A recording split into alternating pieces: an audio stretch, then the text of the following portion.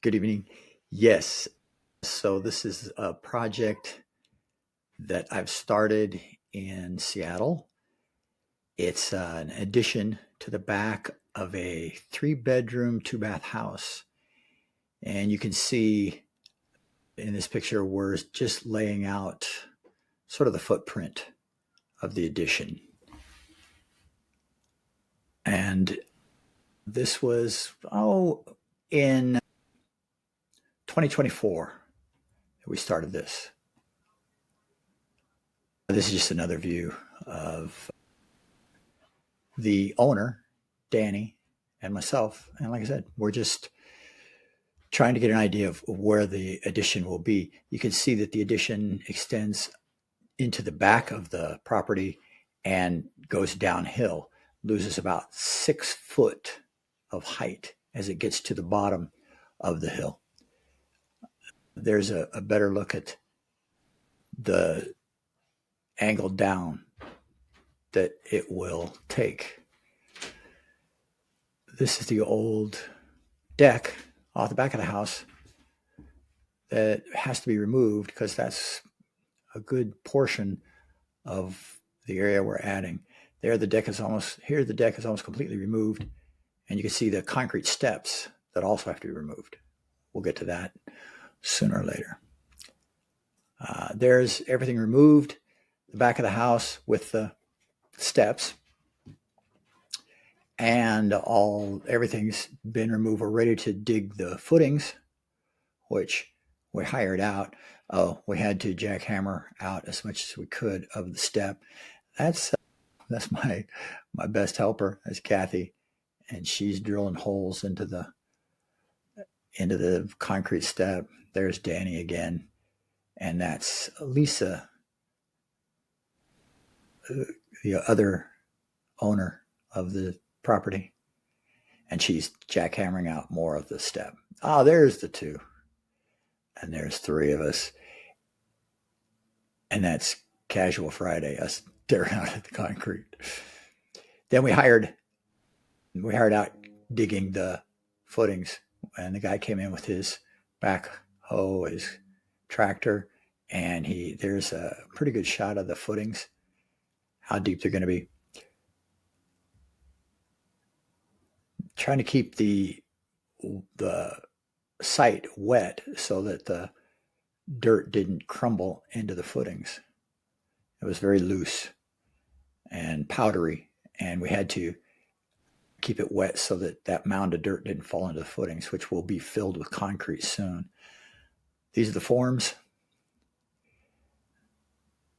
That's Austin, young man who helped us dig and form the forms so we could pour concrete.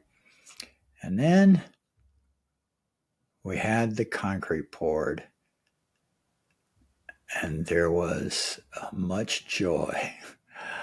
So we had to have the pumper in California. Okay, let me just say this. In California, where I'm from, the pumper will show up and he will actually handle the pump hose and fill your forms with concrete. In Washington, all they do is show up and throw the hose at you and say, there you go, I'll pump it.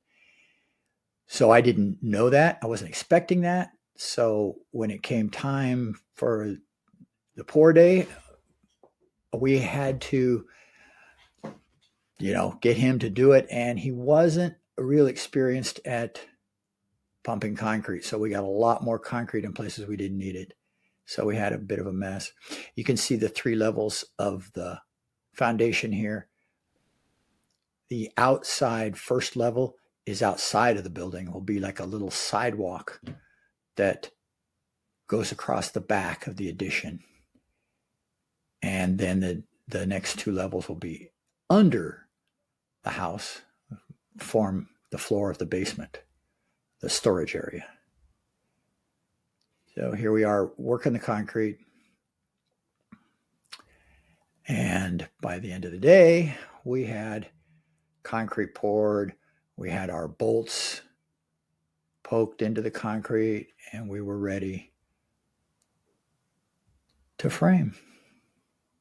There it is. That's with us stripping some of the forms off. And then this is a little later in the fall, you can see. Now this is our lumber drop. This is about 95% of the lumber we will need to build the addition. And there's the happy owner enjoying the view from the top of her lumber. So that's what we're going to do. And I'm going to chronicle as much as I can how this goes. This is April 2025, and we're ready to do some construction. May I ask some follow-up questions? Of course. What has been the most surprising part of the process for you so far? Well, I guess I would say so far the concrete was a lot harder and more detailed than I was expecting. I thought that the concrete would go, that we would have it formed and the concrete would go just where it's supposed to go and wouldn't have the mess that we had. But the guy who admittedly was not a professional at pouring concrete, he did the best he could, but it caused some problems for us. We ended up with too much concrete in the wrong places. But I mean, we're past that now. We're on to building the cripple walls for the under access of the house, and you can see that in this picture. You can see the starting to build the walls, and that's where we are right now. Is there a part of the project that you're most looking forward to, other than finishing it? Yeah, no, I've always loved framing. This right here is the best part. It's in a short period of time, you have walls up and you're ready to see kind of the building. So it's really exciting, this part of the job. Do you have any suggestions for what giant mural should go on the wall that's going to face the patio? Ah, yes. I think we should have, something like a classical mural of the workers, the workers who labor to make their lives better, that kind of thing. Something from like the 1920s, something like that. Yeah. That's what we should have for a mural. Either that or, a beach scene. Beach, mountains here. Mountains here. Okay, mountains here. Well, you are dreaming, so you could have a beach scene with bright sun and everything. Aurora Borealis during the daytime. Oh, and that'd be beautiful. Yeah. So who knows what we're going to do? Yeah. Anything else? What are you working on right now? Staying dry and out of the rain? Yes. Right now, today specifically, it's raining. We knew we'd have to put up with this. A lot of rain in Seattle, especially this time of year. We are waiting out. In this picture, you can see how much we're currently up to.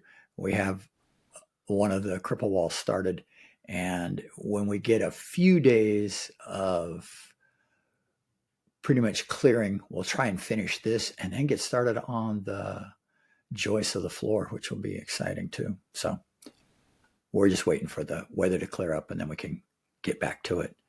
Currently it's Monday, and we should have a couple days this week. We can get more of this done.